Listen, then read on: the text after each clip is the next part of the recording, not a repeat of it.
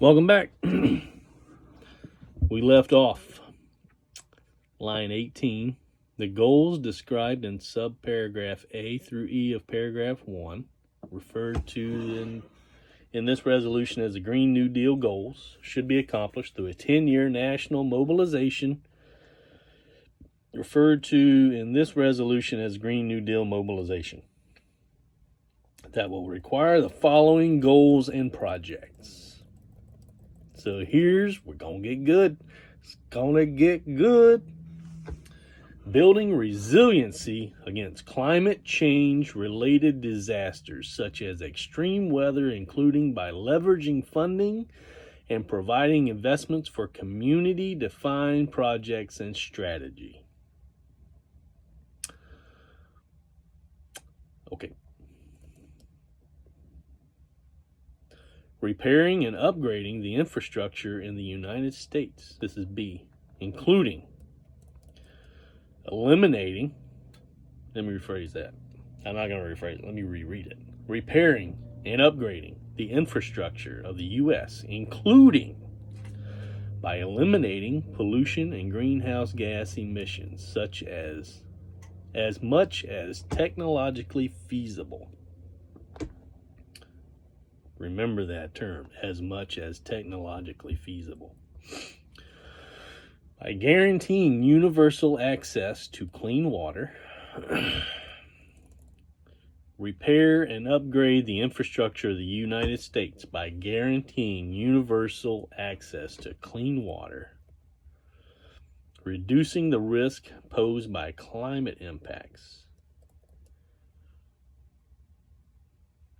How do you reduce the risk posed by climate impacts? By ensuring that any infrastructure bill considered by Congress addresses climate change. That's big. Ensuring any infrastructure bill by Congress addresses climate change. Any bill. Meet 100% of the power demand in the United States through clean, renewable, and zero-emission energy sources, including dramatically expand and upgrading renewable power source and by deploying new capacity. Let's look at that. Meet 100% of power demand of the United States through clean, renewable, zero-emission energy source, including dramatically expand and upgrading renewable power sources and by deploying new capacity. There's 3 renewable sources that I know of. That's water, air, and sun. You got hydro dams that produce hydropower for those on rivers. You got to have water if you're in a time of drought. If you're in wintertime, water gets low. And they have diesel generators that they turn on whenever they don't have enough water. No more diesel generator. You have wind turbines.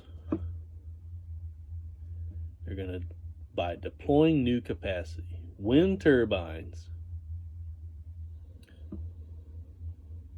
How do you make a wind turbine? Who makes wind turbines?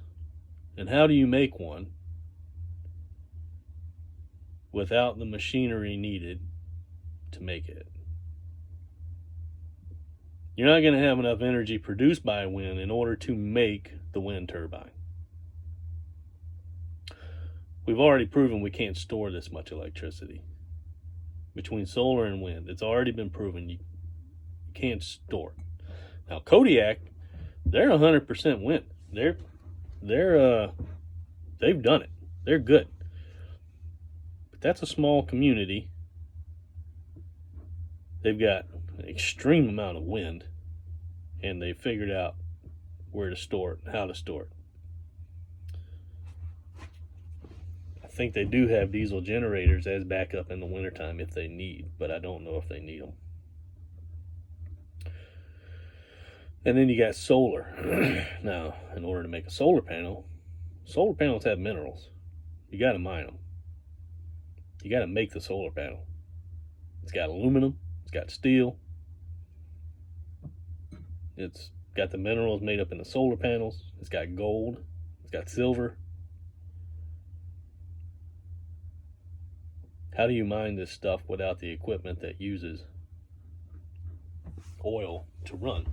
Because I haven't seen any solar powered front end loaders. I can't imagine it would have much strength. I'm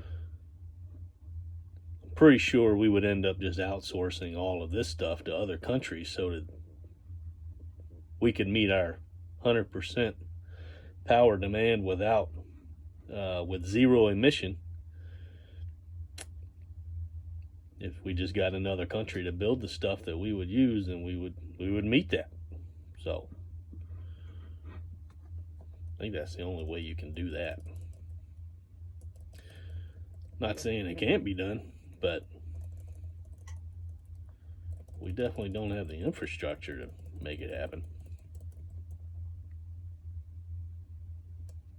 D, building or upgrading the energy efficient, distributed, and smart power grids and ensuring affordable access to electricity. Building or upgrading to energy efficient, distributed, and smart power grid and ensuring affordable access to electricity. Now, a smart power grid, as far as I know, is where people can feed electricity back into the grid, and the power companies buy the power from people that are making it either off of wind or off of solar. You feed it into the grid. That's a smart grid. The power company can store it, resell it. But for people that are not doing that, I don't know what affordable access to electricity really means. I don't know if they're planning on giving government subsidy, which, if you follow this plan, you shouldn't need a government subsidy because everyone's going to have a great paying job. E, upgrading all existing, I like this one. Upgrading all existing buildings in the United States and building new buildings to achieve maximum energy efficiency, water efficiency, safety, affordability, comfort, durability, including through electrification. I like this one. Upgrading all existing buildings in the United States and building new buildings to achieve maximum energy efficiency, water efficiency, safety, affordability, comfort, durability, including through electrification. I don't know what the electrification means, but let's start at the top. They're going to upgrade all existing building in the United States. That's a lot of buildings. I'm assuming they're talking about all federal buildings. And then they're going to put codes in place for all state-owned buildings. I'm assuming. I don't know what they're reaching because it says all. I don't know how they can do that. Building new buildings to achieve maximum energy efficiency, which we try to do that now. I mean, there's codes in effect that try to do that. Water efficiency. Over the last 30 years, every product put on the market, I'm not going to say every product, most products put out there on the market are trying to be water efficient. They try not to waste water. I mean, you can read any package out there.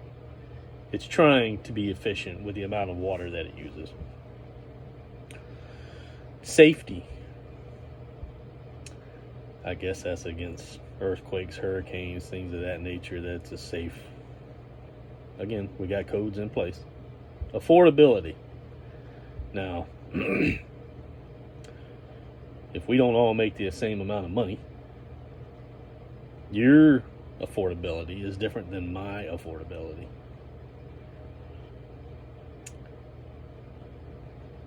$100,000 house is affordable for me, but don't forget, I make 20 times more than the average black family. So a $100,000 house is not affordable for them. So I don't know what the definition of affordability is. Comfort. I'm assuming that a person that makes $500,000 a year, their comfort level is not the same as my comfort level. I'm okay sleeping in a tent out in the middle of the woods on a moose hunt. If I have a cot, I'm comfortable. People that live in a city probably don't have the same comfort level as I do. So don't know the definition of comfort. Durability, like this one. Crap that's made in China is not as durable as stuff that I make. What's the definition of durability? I'll argue that with anybody. And including through electrification. Now I'm assuming they're talking about getting zero emission electricity is what's going to be powering, heating, and cooling these buildings. Not natural gas, not propane, not diesel generator, not gas generator. I'm assuming that's what that means. So what's your level of comfort? What's your affordability?